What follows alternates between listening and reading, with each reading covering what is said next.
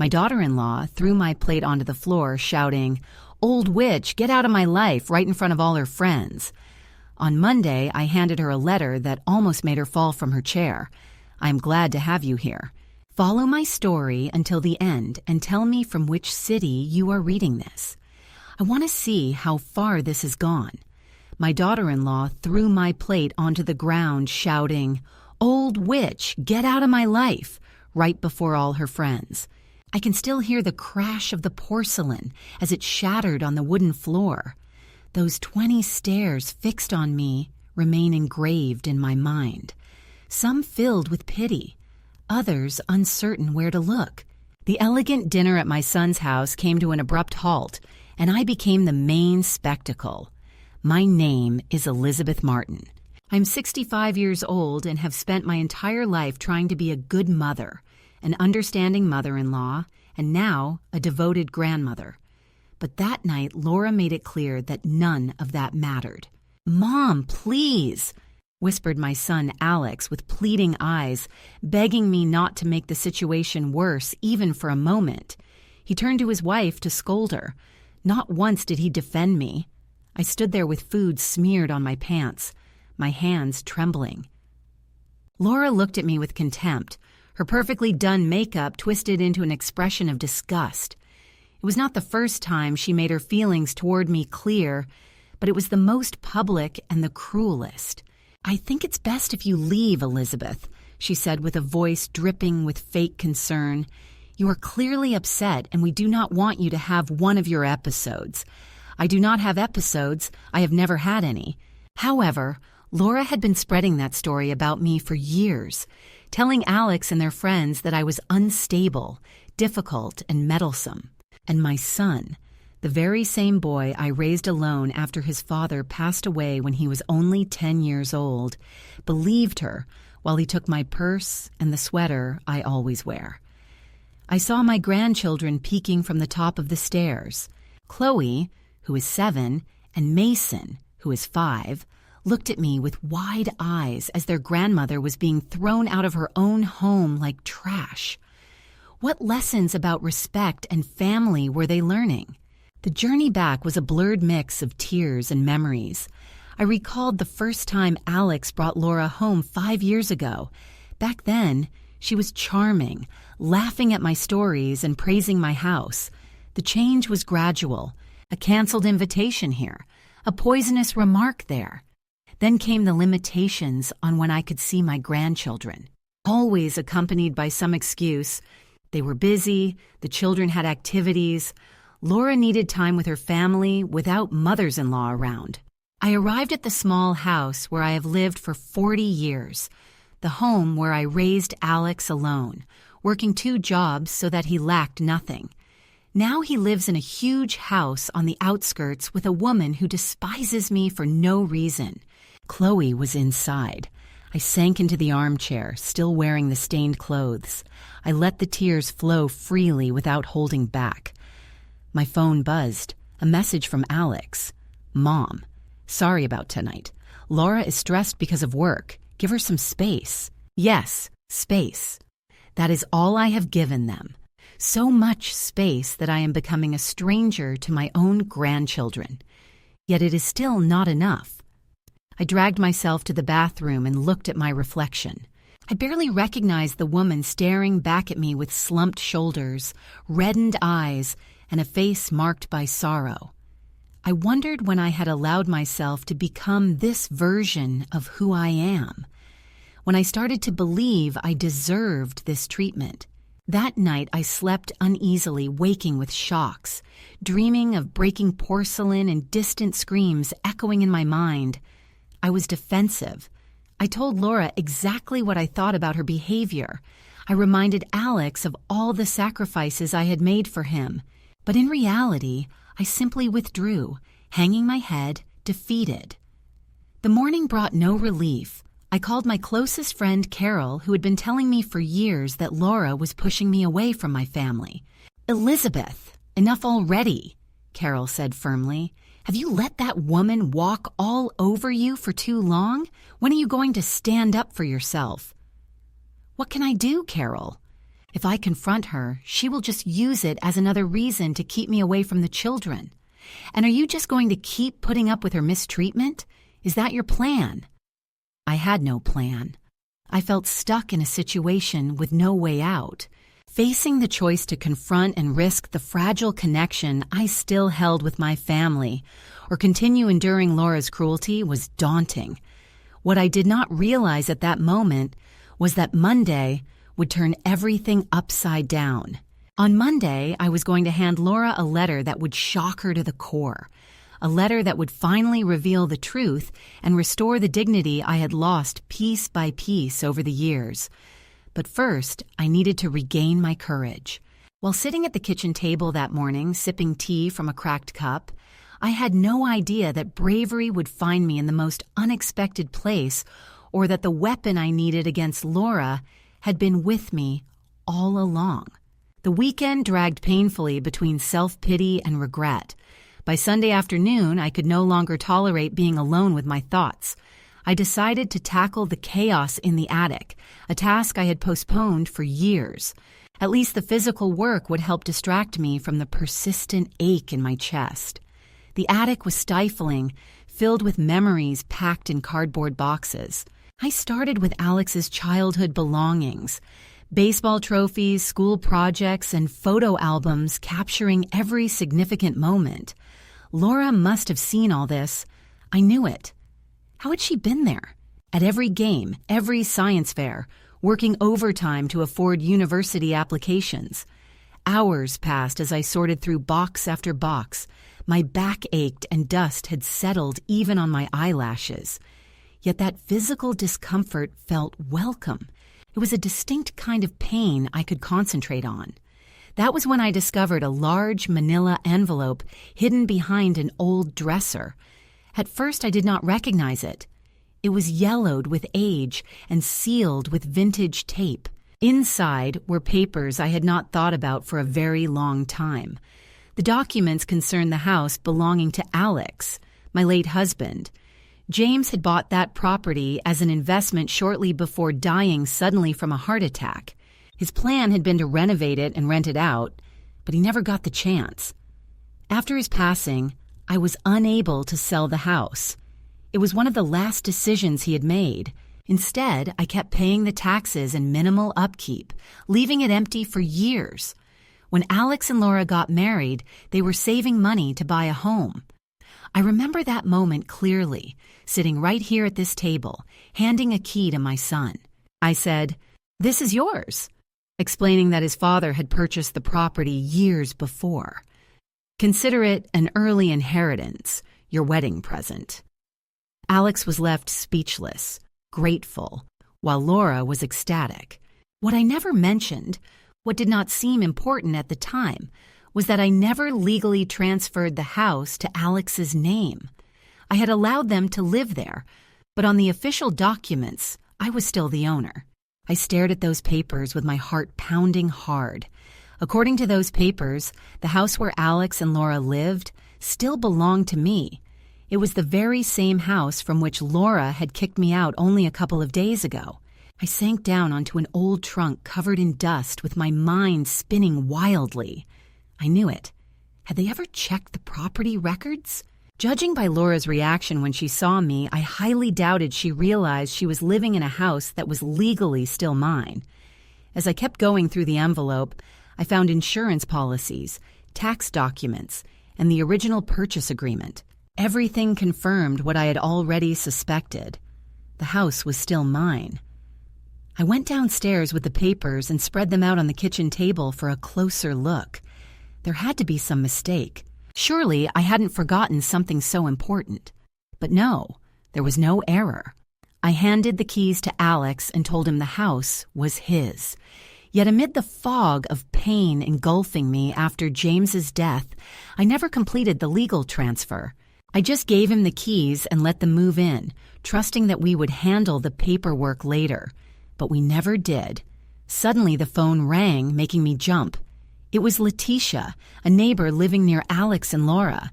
"Elizabeth, I hope I'm not interrupting," she said hesitantly. "Not at all. Is everything okay?" I paused.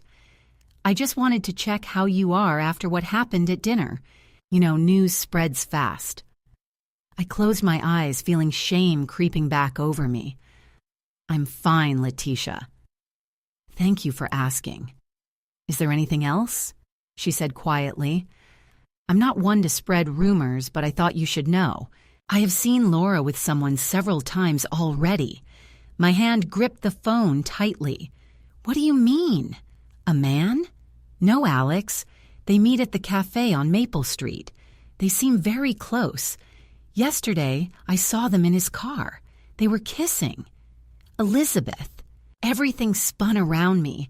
Laura was betraying my son, the very woman who had slowly pushed me out of their lives, who had convinced Alex that I was the problem. Did you tell Alex?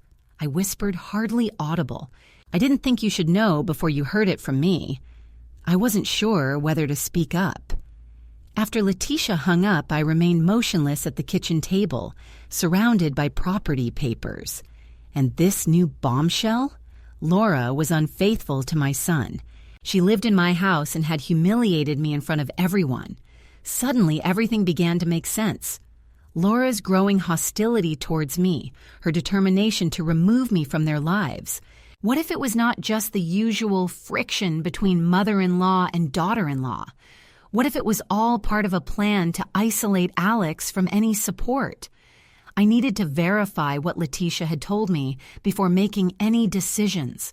Yet, together with the documents before me, now I held something that could completely shift the balance of power between Laura and me. For the first time since that disastrous dinner, I felt something other than despair. It was neither hope nor revenge. It was a certainty growing inside me, a feeling that the universe had just handed me the tools to reclaim my dignity and safeguard my son. Monday was approaching along with a decision I never imagined I would have to face. Confront Laura with what I knew, reveal to Alex the betrayal by his wife, or simply assert my legal rights over the house they lived in. As the sun set beyond the window, one thing was perfectly clear to me. It was over. I would no longer be the victim in Laura's story. The time had come to write my own ending. That night, sleep never came. I tossed and turned beneath the sheets, my mind racing through possible outcomes and their consequences. At dawn, exhaustion weighed down my bones, yet a strange clarity filled me. I called Carol. I need your advice, I told her. She answered without hesitation. Can you come in an hour? Soon enough, we were sitting at my kitchen table with the property documents and a full coffee pot between us. Carol listened quietly as I shared everything. The house, Letitia's revelation about Laura's affair, my growing suspicion that she was systematically isolating my son. When I finished, Carol reached across the table and squeezed my fingers. I have waited 5 years for you to see who that woman really is. You should have listened to me before, I said. The question is, what are you going to do now? Carol asked, tapping lightly on the property deed. You have options, Elizabeth. Actual authority. Really? I did. The concept felt so unfamiliar after so many years of yielding to Laura's hostility, stepping back to keep the peace, shrinking myself to meet her demands. Could I tell Alex about the affair? I whispered. Carol frowned. What if she does not believe you? Laura has had years to poison him against you. She might think you are inventing it out of spite. She was right. Laura had mastered painting me as the jealous, clingy mother unable to let go. Any accusation from me would be filtered through that lens. Or Carol continued, you could legally use the house. You could evict them. I shuddered just thinking about it. I would never do that to Alex or my grandchildren. Of course not. But Laura does not know that. I looked at my lifelong friend and saw the strategic mind that had made her an imposing businesswoman before retiring. Do you think I should threaten her? I think you should make her aware that you know everything about the affair and the house. Let her realize the power dynamic has shifted. Carol's eyes sparkled. Watch her squirm for once. The idea was tempting, so tempting it frightened me. I was seriously considering calculated retaliation, but was that not exactly what Laura had done to me for years? I am not seeking revenge, I said at last. I only want to protect my son and my grandchildren, and maybe, just maybe, trying to reclaim a bit of what she had taken from me. Carol nodded. So, do you need evidence of the affair? Something undeniable that Alex cannot overlook. And then what? Break my son's heart? Tear his family apart? Laura is already doing that, Carol said bluntly. You would only be showing him the truth. After Carol left, I stayed alone, weighing my options. The thought of confronting Laura churned my stomach. She was younger, confident, quick with biting remarks, but she had never seen me fight before. I spent the afternoon driving past the cafe on Elm Street where Letitia had spotted Laura with her lover. Luck was on my side. There they were, sitting at an outdoor table, hands intertwined. I parked at a safe distance and used my phone to take pictures. Laura looked lively, happy, with a carefree expression I had never seen when she was with Alex. The man was handsome, polished in appearance, with an expensive haircut and designer clothes. They seemed comfortable together, confident. It was clearly not something new. I followed them at a distance as they left the cafe. They walked to a fancy car parked on a quiet side street. Before getting in, Laura looked around nervously and then leaned in to give him a passionate kiss. I captured everything on my phone, my stomach uneasy but determined. They drove to a small hotel on the outskirts of town. I did not follow any further. It was unnecessary. By dusk, I already knew what I had to do. It was not out of revenge or satisfaction, but because my son deserved to know the truth, and because I had the right to reclaim my dignity. I sat down at the desk and began to write the words. They flowed more easily than I had expected. Laura, I want you to know 3 things. First, the house you live in, the one from which you legally evicted me, still belongs to me. I never transferred the deed to Alex's name. I am including copies of the relevant documents. Second, I am aware of your infidelity.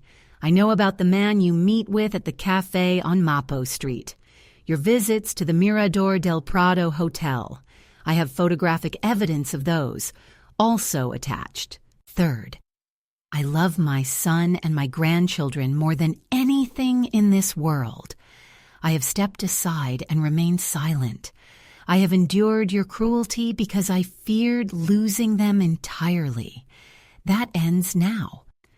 I do not want to hurt Alex. I do not want to break my grandchildren's hearts, but I will not allow you to continue destroying this family while living under my roof.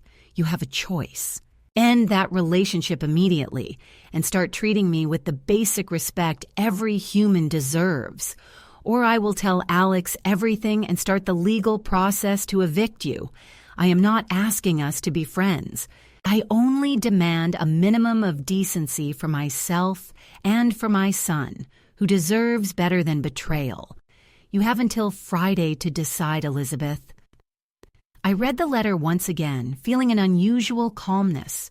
There was no resentment or overwhelming emotion, only clear, firm, undeniable facts.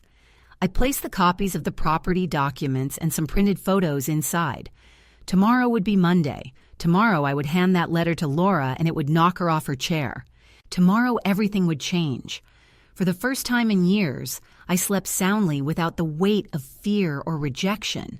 Whatever happened, I would face it with my head held high. Monday morning dawned bright, contrasting sharply with the storm I carried inside. I dressed carefully in a simple blue dress that Carol always said made my eyes stand out.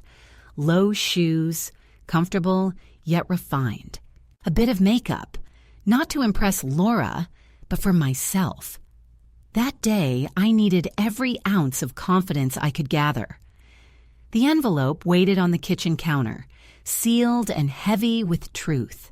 Inside were the proofs that could shatter the perfect facade Laura had built, the evidence of her betrayal, and the documents confirming that the house she turned into her fortress against me was actually mine. I checked the time. Alex would already be at work, always leaving before 7:30. The children would be at school. Laura usually spent Monday mornings at home catching up on house chores before going out to lunch with her friends. It was the perfect moment. As I drove toward the house, my resolve wavered. I was truly prepared to shake everyone's world. But what if I only made things worse? What if Alex blamed me for being the messenger instead of blaming her for betraying him? I did not say this out loud, tightening my grip on the steering wheel. I cannot keep living like this. The house, my house, legally speaking, appeared before me. The lawn was flawless, the gardens bursting with flowers that Laura chose every season. From the outside, it seemed like the perfect home, the perfect family. Yet now I knew the truth. I parked by the curb, took a deep breath, and walked along the stone path toward the door. The envelope weighed heavy with consequences. I rang the bell and waited, my heart pounding fiercely. Within seconds, footsteps approached. The door flung open, and there was Laura, flawless as always, wearing designer jeans and a white blouse that looked freshly ironed. Her face shifted instantly from neutral to a frozen irritation. Elizabeth said without emotion, "Alex is not home." "I know," I replied with a firmer voice than I expected. "I came to talk to you." She raised an eyebrow without moving an inch to let me in. "I thought I made it clear last Friday that we needed space." "You made a lot clear on Friday," I answered. "May I come in? It will not take long." Laura hesitated, then reluctantly stepped aside. 5 minutes. My day is full. I followed her to the living room, the very place where she had humiliated me just 3 days before. There was no physical evidence left of what had happened, no broken plates or food stains on the floor, yet the tension still hung in the air, heavy, thick. So what? He crossed his arms and began tapping his foot with impatience. "What is so important?" I handed him the envelope. "This is for you." He looked at it with suspicion. "What is it?" "Something you need to see." With obvious reluctance, Laura took the envelope and opened it. Her eyes scanned the first page of my letter. They widened slightly. Then she glanced at the property documents, her fingers gripping the paper tightly. When she reached the photos, her face lost its color. She looked at me. Then she looked back at the images and then at the title deed. Her legs gave way and she sank into the nearest chair, the papers trembling in her hands. This is absurd," she stammered. But the fear in her eyes told a different story. "These photos prove nothing, and these documents are surely outdated." "The pictures show exactly what they seem to show," I said calmly, "and the documents are current. I checked everything yesterday at the county office." Laura's composure broke little by little. "You had no right to spy on me." "And you had no right to treat me the way you have for years," I retorted. "To keep my son away from me, to reduce my time with my grandchildren, to throw me out of my own home." "Your home," she snapped. "This house belongs to Alex and me. Alex and you have lived here because I allowed it." I interrupted her. "I gave her the key as a wedding present, but I never completed the legal transfer. It was my oversight. Yet in the end, it turned out to be a blessing." Laura suddenly stood up, her face glowing with anger. "Is this blackmail?" I asked calmly. "This is a boundary. This is me defending myself after years of enduring your cruelty. You would never dare to tell Alex," she hissed. "Would you destroy him? Is that what you want? To hurt your beloved son?" I stared at her intently. "I do not want to harm anyone. That is why I am giving you a choice. End your affair. Treat me with the basic respect I deserve, or face the consequences of your actions." Laura's eyes narrowed and then closed. "You think you have won, that you can come here with your threats and your so-called evidence and control me. This is not about winning, Laura. This is about truth. It is about my family which includes my son and my grandchildren, and my place in all of this. Laura threw the papers onto the coffee table, her hands trembling with pure rage. "Get out of my house, I corrected softly, turning toward the door. "You have until Friday to decide what will happen after you leave the house." I felt a lightness I had not experienced in years. Despite the tension of the moment, I did not raise my voice. I did not lose control. I simply spoke my truth and set my terms. From the car, I looked back at the house. Laura stood at the window, watching me with an expression I could not decipher from that distance. I had no clue what I would do next. Perhaps I would end my journey.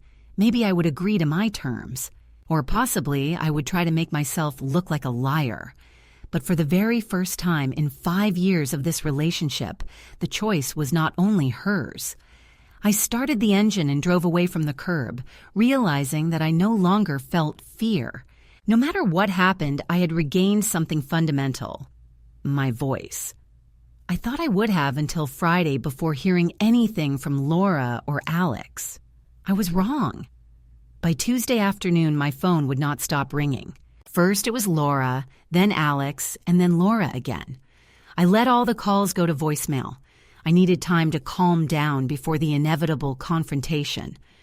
Laura's message was full of venom. "You made a terrible mistake, Elizabeth. You have no idea what you have done." Alex's message was confusing, filled with worry. "Mom, what is going on? Laura is very upset. She says you threatened her. Can you please call me back?" I took a deep breath and called my son. "Alex, I think we need to talk face to face." "Mom, whatever is going on between you and Laura, couldn't you just apologize? She's really upset." Something inside me broke. "No, Alex, not this time. This is important. Can you meet me at Olive River Park in an hour?" "I doubt it." "All right. But Mom, please, let's fix this without fighting." The park was peaceful as evening fell. Only a few runners and people walking their dogs were around. They were making the most of the last light of the day. I settled onto a bench by the river, watching the water drift peacefully. There was something soothing about its endless flow. The river had been here long before my troubles, and would remain far beyond them. Alex arrived looking worn out, his tie loosened and hair a bit tousled, as if he had run his hands through it repeatedly. It was an old nervous habit dating back to his childhood. "Mom," he said as he sat beside me, "what is all this about? Laura says you are threatening to kick us out of the house." I turned to face him, my heart aching at the worry etched in his eyes. "Alex, there are things you need to know, things I should have told you earlier." Slowly and gently, I explained how the house had been left in my name all these years. It was a mistake, not done on purpose. Alex looked surprised, but not angry. "Why didn't you tell me sooner?" he asked. "Honestly, I had forgotten. In my mind, once I handed you the key, the house was yours. I only realized the truth while cleaning the attic this weekend." Alex nodded quietly. "Can we fix this? Tomorrow I will call our lawyer and make sure the property transfer is done properly." I took a deep breath. "There is more, Alex." His expression shifted. "Mom, please. If this is about Laura's behavior at dinner, she's just stressed." "It's not about stress," I whispered. "She is having an affair." Alex froze. The color drained from his face. "What?" I reached out and took his hand. "I am so sorry. I would not tell you this if I were not absolutely certain. You are wrong," he said, pulling his hand away. "Laura would never do that. She loves me. She loves our family." "Alex," I said gently, taking out my phone, "I have proof." I showed him the pictures of Laura with her lover at the cafe. the passionate kiss by the car, them entering the hotel together with every photo. Alex's expression crumbled a little more. He barely whispered, "No, this cannot be happening." "I am sorry," I repeated, feeling his pain as if it were tearing me apart inside. "I did not want to hurt you, but you deserve to know the truth." He stood up abruptly, pacing back and forth in front of the bench. "Since when did you find out?" "Since Sunday.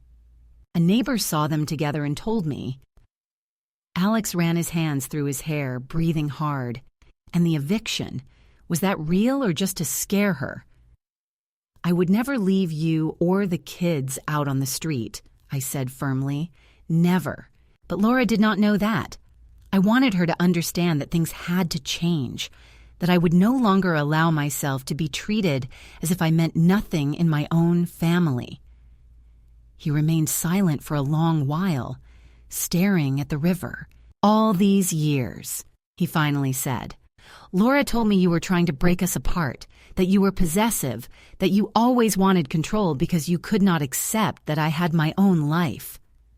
My throat tightened. "And you believed her?" "She was my wife," he said simply, and then corrected himself. "She is my wife." "I did everything I could, Alex. I stepped aside. I made myself small. I accepted the small scraps of time I was allowed to spend with you and the children just to keep the peace." Alex turned toward me, his eyes red and swollen. "I should have noticed it. I should have stood up for you. We both made mistakes," I said, "but there is still a chance to fix them." "What am I going to do?" he suddenly asked, with that lost child look I saw on the day his father died. "The children." "Are you going to take some time to think?" I asked carefully. "You will decide what is best for you, for Chloe, and for Mason. And whatever your decision is, I will support you. She will say you are lying, that you were always jealous of her." I nodded. "Probably that is why I made copies of everything. The photos, the house documents. She can deny it, but the truth remains the truth." Alex let himself fall onto the bench, his shoulders slumped. "I need to confront her. Do you want me to go with you?" He thought for a moment, then shook his head. "No, this is between Laura and me. But later," his voice broke. "Later, maybe I will need a place to stay with the children." "You know you always have a space with me," I said. My heart shattered by his pain, but with a spark of hope that finally my son was coming back to me. As the evening fell over the park, Alex and I remained silent, watching the river flow. The confrontation with Laura was still ahead, but something crucial had already shifted. For the first time in years, my son and I were on the same side, facing the truth together instead of being divided. Because of Laura's lies. No matter what happens, we will face it together as a family, the real family that existed long before Laura entered our lives. 6 months can change everything. On a warm Saturday morning, I was in my kitchen making breakfast. Dinosaur-shaped pancakes, a weekend tradition we had recently revived. From upstairs came the hurried footsteps and excited voices of Chloe and Mason, waking Grammy. "Breakfast's ready!" Chloe shouted from the stairs, her little voice filling the house. My house. It now breathed more love and laughter than it had in decades. "Almost done, my love. Tell your dad to bring them down." So many things had shifted since the day I handed the letter to Laura.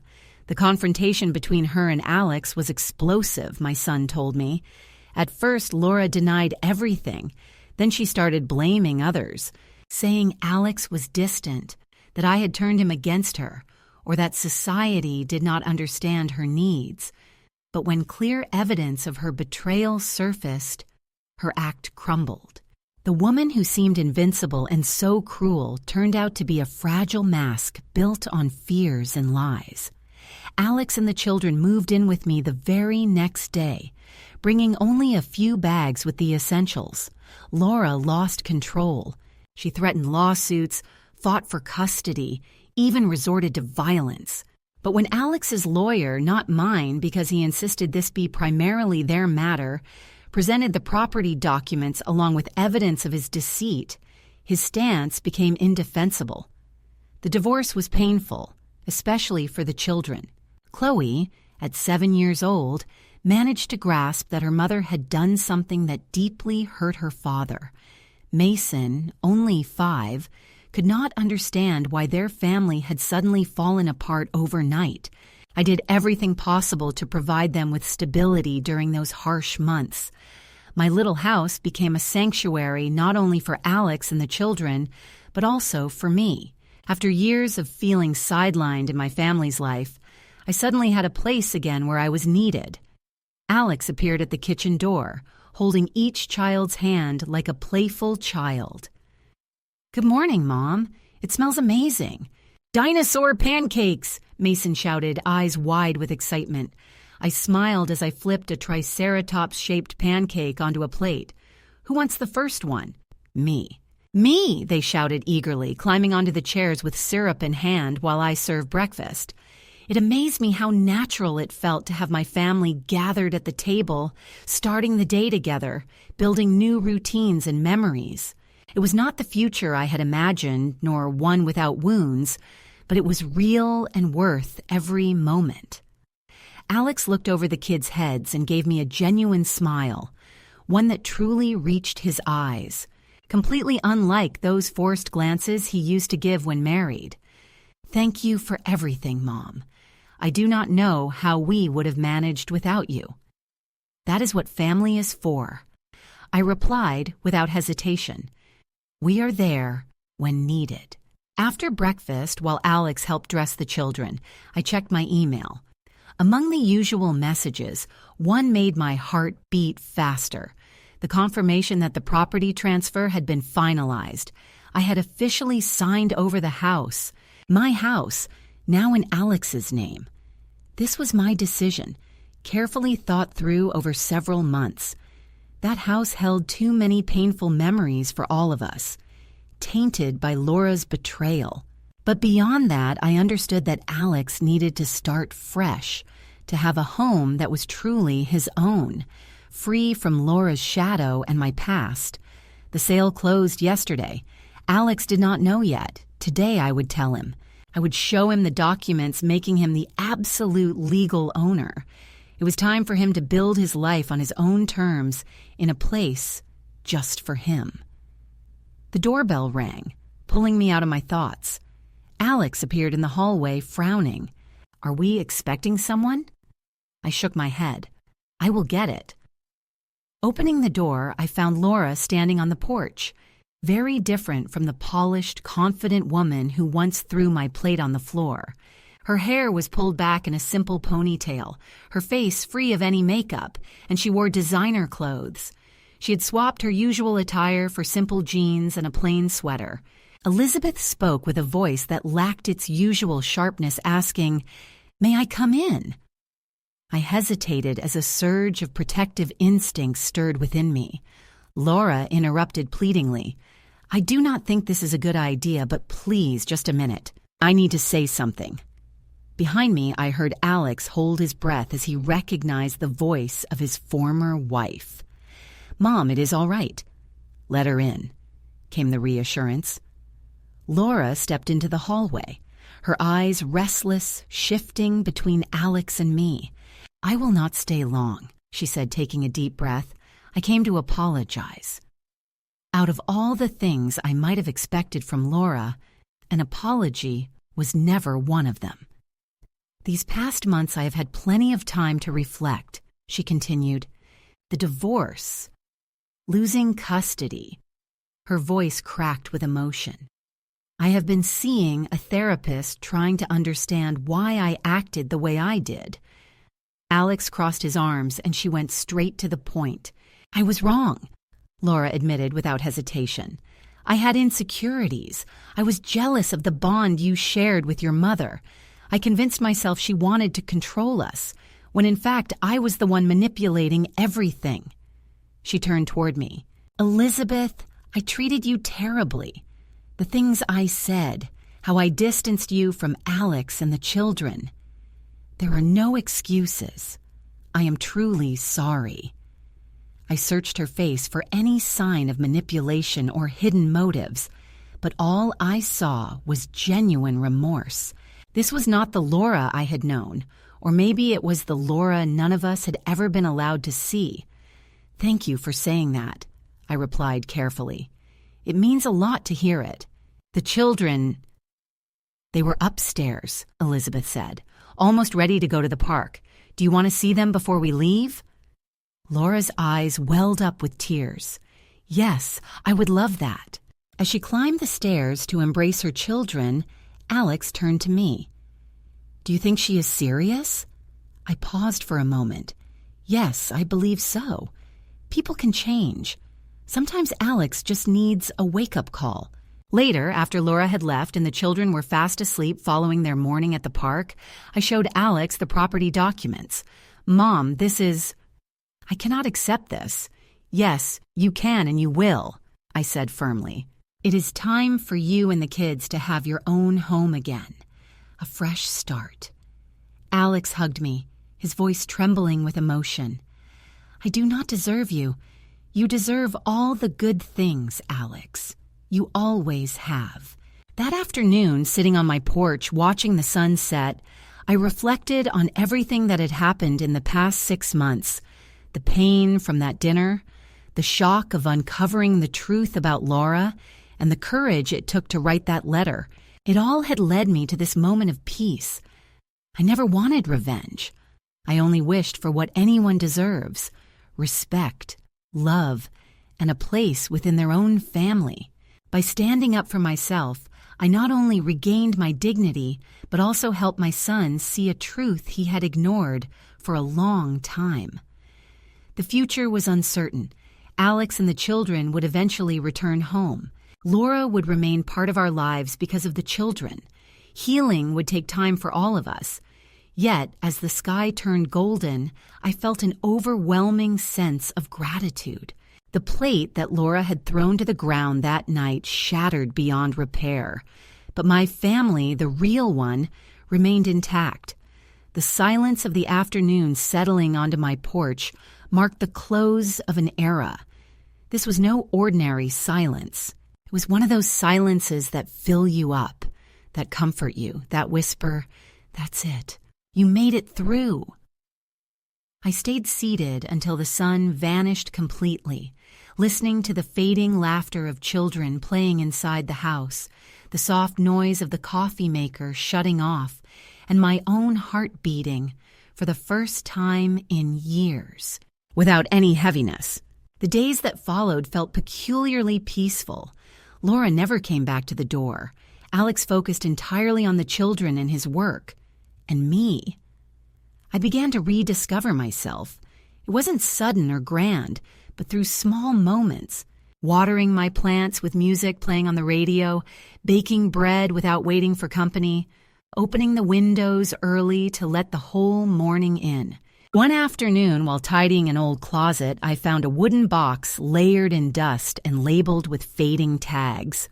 Art projects. Inside were my last attempts at painting, some from 20 or 30 years ago.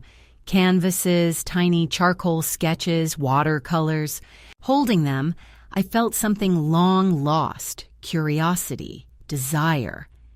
That night, unable to sleep, I got up, turned on a soft kitchen light, and began to search.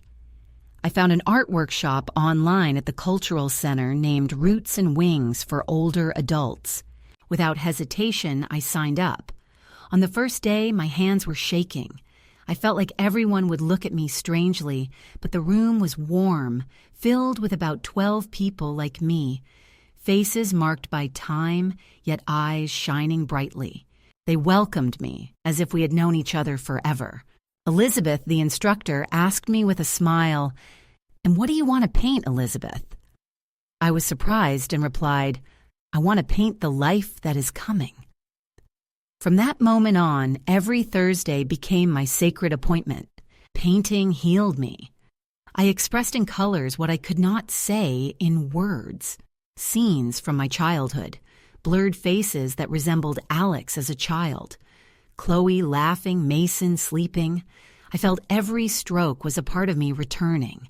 Over time, I shared my story with some members of the group and realized I was not the only one who had to rebuild after a storm. Martha, a woman with a soft voice, had lost her daughter in an accident. Julian, a former literature teacher, lived alone after a tough separation. Rosa, who had been a nurse, struggled with a small pension and the loneliness of children who had moved far away. Without planning it, we formed a small community of resilience. We started meeting outside of class, cafes on Tuesdays, walks on Saturdays, and impromptu dinners at my house or Martha's. One Friday, Julian suggested something, and yes, we organized an exhibition, a small sample to show people what we are capable of doing, to prove that life can begin again even after turning 60. We were as excited as children. We organized the exhibition at the municipal library and named it Starting Over. We carefully hung our artworks and prepared cards with our stories. The opening turned out to be an unexpected success. Neighbors, family members, and even a reporter from the local newspaper came to see it and wrote about us. That day, while Alex held me tightly in front of my favorite painting, a sunrise over an open field, he said, "I am proud of you. I've never seen this side of you." I smiled deeply and replied, "Neither have I, my son, but it was always there. I just had forgotten. I am unsure if painting saved me or if it merely reminded me that I can always save myself. What I do know is that now I have a special corner at home with brushes, canvases, and soft lights. Every time I face a blank canvas, I do not feel alone. I feel alive. The best part is that this is just the beginning. After the exhibition at the library, something inside me shifted. It was not only the fulfillment of showing my work, but the long-awaited feeling of belonging. For the first time in years, I was not the quiet mother-in-law or grandmother. I was simply Elizabeth, a woman who could still begin anew. The week after, Laura, the art instructor, approached me with an offer. "Elizabeth, would you help me teach classes in the new workshop for vulnerable youth? It is being organized by the United Hands Foundation. They are looking for someone with life experience, someone who can truly empathize." I answered without hesitation, "Of course, count on me."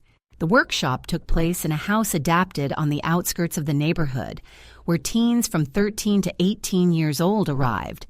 Some had legal troubles, others had grown up in broken homes, and several were young parents.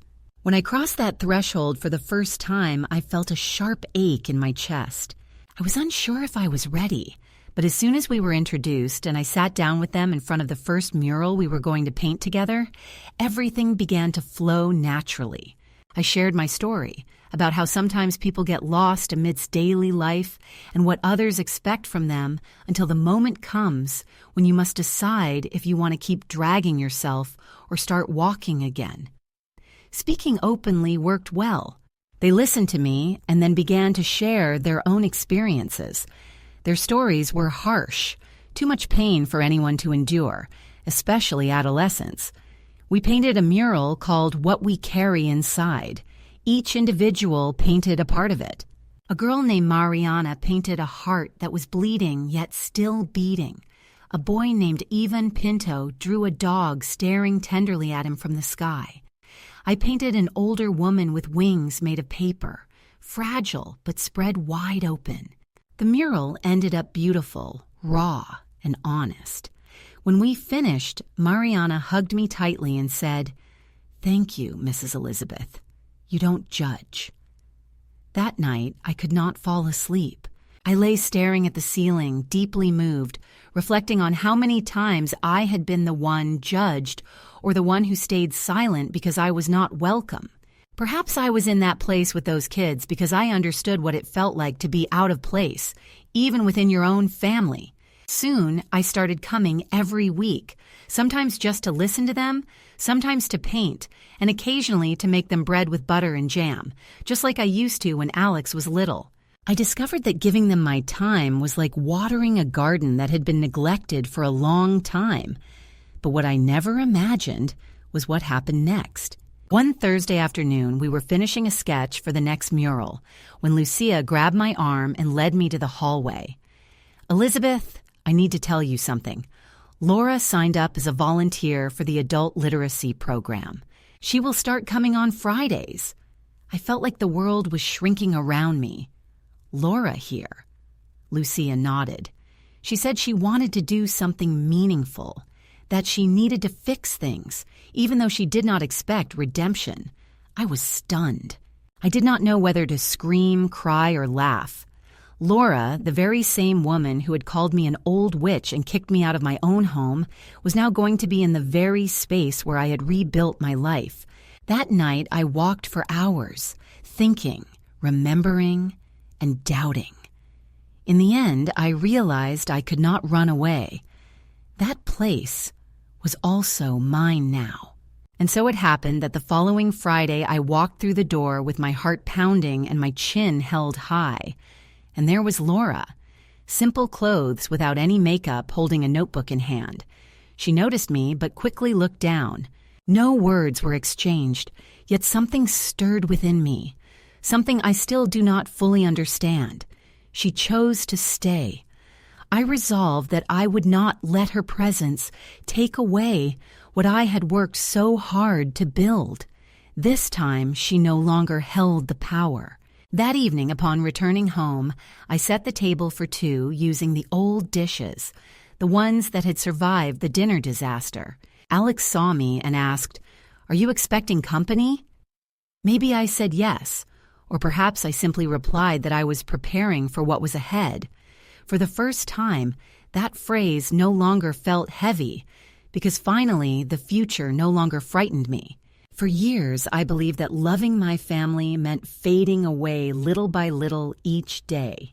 That being a good mother, a good mother-in-law, a good grandmother required me to stay silent when hurt, to give in when pushed, to pretend not to see the pain tearing me up inside.